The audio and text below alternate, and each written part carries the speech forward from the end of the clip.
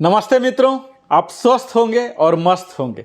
और जब आज स्वास्थ्य की बात चली ही है तो चलिए हम स्वास्थ्य की भी बात कर लेते हैं। तो स्वास्थ्य से सबसे जो अहम महत्वपूर्ण जो एक कहावत है उसे ही हम बोल के शुरू करते हैं। पहला सुख निरोगी काया। निश्चित ही आपने सुना होगा मित्रों।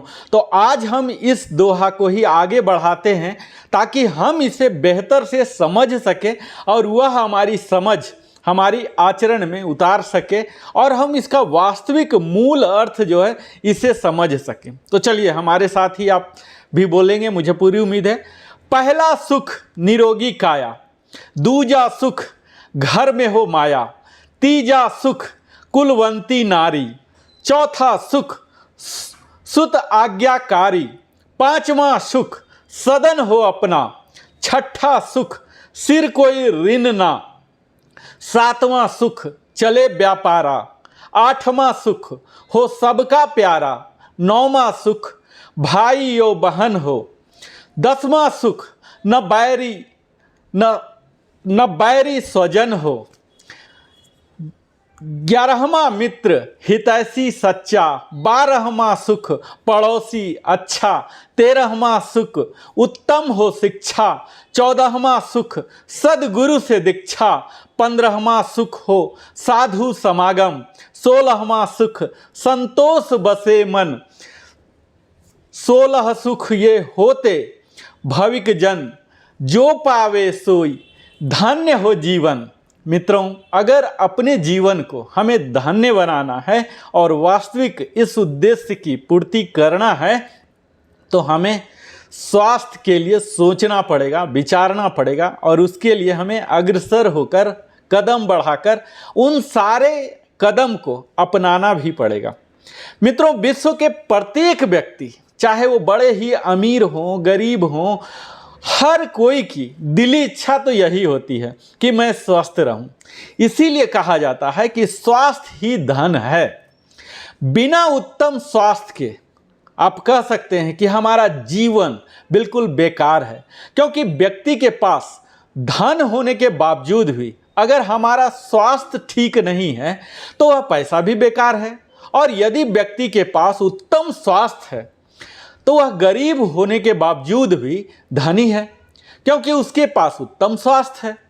परमात्मा ने हमें ऐसी अद्भुत कला, विज्ञान और व्यवस्था वाला यह सब अन्नमय स्थूल शरीर हमें प्रदान किया है, परंतु हमारे व्यक्तिगत दुराचरण, सामयिक दबावों और मानसिक अतिवाद के चलते इस विस्मयकारी निर्दोष रचना को हम ध्वस्त और विकृत करने के लिए हम सतत खुद ही प्रयास रहते हैं।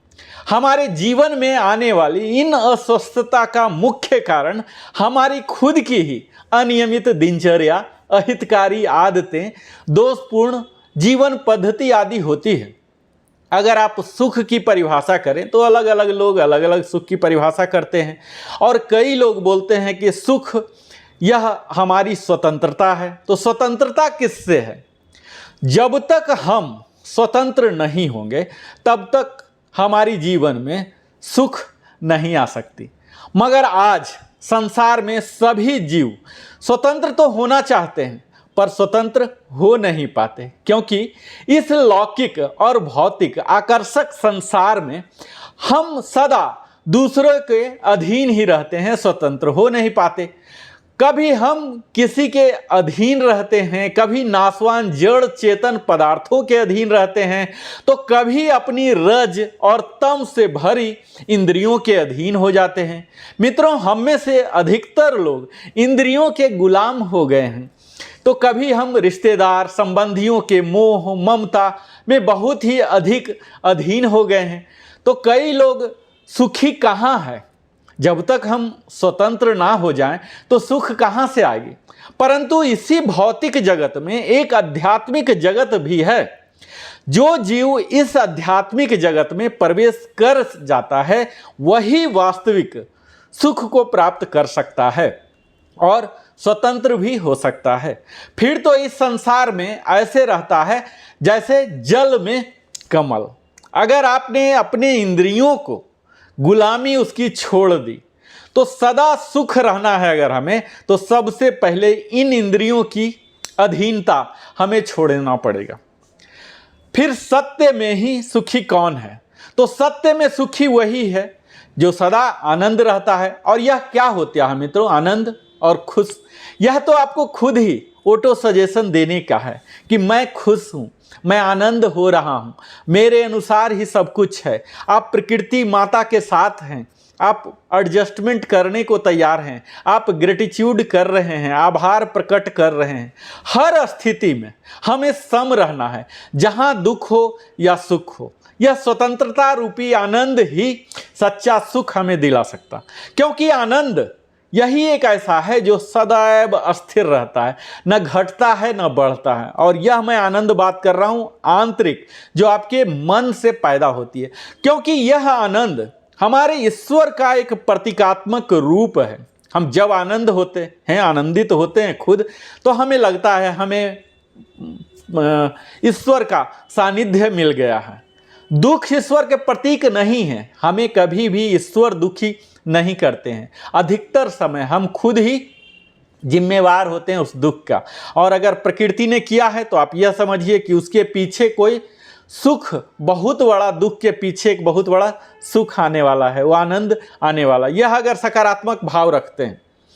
दुख और सुख ये तो हमारे कर्मोवश देवताओं भी भुगतते हैं मित्रों। जैसा कर्म होगा ऐसा फल होगा। हमें जो भी मिला है हमें संतुष्ट करना पड़ेगा कि शायद हम इसी के लायक हैं, I am deserving this only. तो सुख और दुख ये तो हमारे इंद्रियों की विषय है कि हम किस तरह से इसे अपनाते हैं। और इंद्रियां विषयों की गुलाम है। अगर हम विषय में उलझे रहेंगे तो गुलामी तो हमारी बनी ही रहेगी। और गुलाम को कभी शांत नहीं, और ईश्वर सदा आनंदमयी है मित्रों। यह एक निर्विवाद सत्य है कि आज सभ्यता की घुड़दौड़ में मानव जितना प्रकृति से दूर होता जा रहा है, उतना ही वह शारीरिक और मानसिक स्वास्थ्य की दृष्टि से बिल्कुल जर्जर दुबला होता जा रहा है। आधुनिक विज्ञान ने मनुष्य को कितनी सुविधाएं दी, साधन उपलब्ध कर दिए, और फिर भी हम इतने सुविधा लेकर और भी ज़्यादा आलसी, आराम तलब और आकर्मण्य होते जा रहे हैं। हमारी अस्त व्यस्त दिनचर्या जो है उसके कारण हमें अनेक असाध्य मनोकायिक रोगों से ग्रस्त भी होते जा रहे हैं। इन रोगों में तनाव मुख्यतः आता है, कैंसर आ रहे हैं, हृदयघात आते हैं, गठिया है, मधुमेह आदि कई सारी बीमारी आप देख ही पा रहे होंगे अपने इर्द गिर्द। हम जैसे जैसे अपनी जीवन शक्ति खोते जा रहे हैं और धीरे धीरे असाध्य मानसिक व शारीरिक रोगों की गिरफ्त में आ रहे हैं, उनकी संख्याएं भी बढ़ते जा रही है। हमारे शरीर की रक्षा हमारे जीवन का सर्वोपरि कर्तव्य होना चाहिए मित्रों। यदि शरीर ही नहीं रहा तो सब का अभाव हो जाता है, यानी कि एब्सेंस ऑफ एवरीथिंग। स्वास्थ्य को उत्तम रखना हम प्रत्येक व्यक्ति का प्रथम कर्तव्य, परम कर्तव्य होना चाहिए। माँ दुर्गा सप्तशती में भी आरोग्य सौभाग्य की कामना की गई है मित्रों। उसमें एक प्रसिद्ध युक्ति भी आप जानते ही होंगे कि अगर हमारा स्वास्थ्य ही नहीं रहा तो फिर जीवन कहाँ रहा, क्योंकि हम कहाँ रहते हैं, हम इस शरीर में रहते हैं। और शरीर क्या है, जब तक वो स्वस्थ नहीं है तो शरीर कहलाएगा क्या, फिर तो वह रोग हो गया। तो निरोगी रहते हुए हमें यह शरीर रहना है। भारतीय दर्शन में जीवन के चारों पुरुषार्थ, जो कि हमारे धर्म, काम और अर्थ और अंत में मोक्ष की प्राप्ति, इसके लिए आपको क्या चाहिए मित्रों? इसके लिए तो स्वस्थ ही चाहिए, दीर्घायु होना पड़ेगा। इसे आवश्यक माना जाता है, तभी हम पुरुषार्थ को प्राप्त कर सकते हैं। और यह भी कहा जाता है कि रोग का अभाव अरोग है और उस अरोग का अभाव है आरोग्य। यानी कि आरोग्य जो शरीर की अरोगता या स्वास्थ्य का बोधक है। तन मन से हमें स्वस्थ रहना है। किसी भी प्रकार का शैथिल्य या विकार उत्पन्न न होने देना ही आरोग्य भाव कहलाता है। अर्थात भीतर और बाहर से अपने आप को निरोग रखना ही आरोग्य है। इसी के लिए हमें सदा प्रयत्नशील रहना चाहिए। हमारा शरीर संसार के सभी प्राणियों में सर्वश्रेष्ठ है।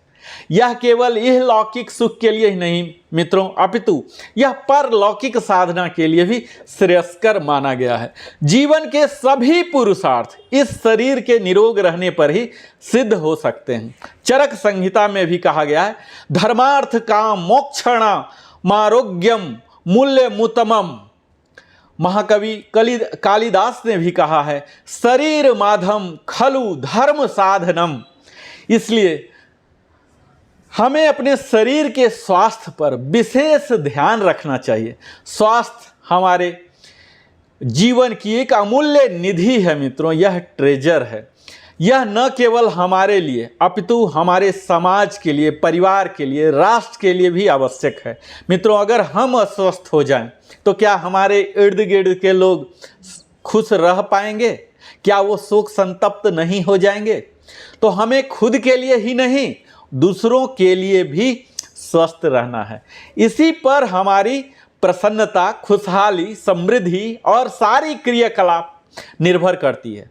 स्वास्थ्य ही वह मूल आधार है जिस पर हम, हमारा समाज, देश व राष्ट्र का भाग्य निर्माण हो सकता है। मित्रों, परमानंद है तो ईश्वर का आनंद तो सदा ही सभी जीवों के लिए एक समान है, और उस आनंद की प्राप्ति चाहिए तो आपको स्वास्थ्य पर ध्यान देना पड़ेगा।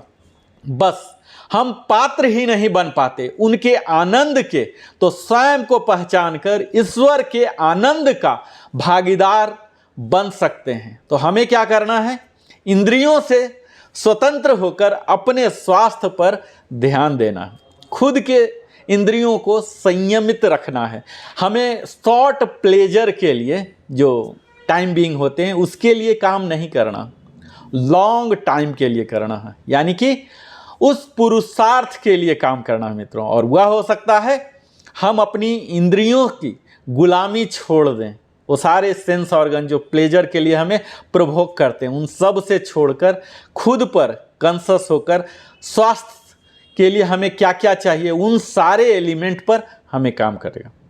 मुझे पूरी उम्मीद है लिविंग हैप्पीली में आपको पर्याप्त अवसर मिलते हैं स्वास्थ्य से संबंधित सभी कंटेंट के। अलग अलग तरह के एक्सरसाइज, योग हैं, मोटिवेशनल टॉक हैं, डाइट से संबंधित, न्यूट्रिशन से संबंधित, इन सब का आप निरंतर दर्शन कर रहे हैं। इसके लिए नरेंद्र कुमार फिटनेस कंसल्टेंट की ओर से सप्रेम धन्यवाद, और नए वीडियो में फिर एक नए टॉपिक के साथ मिलते हैं।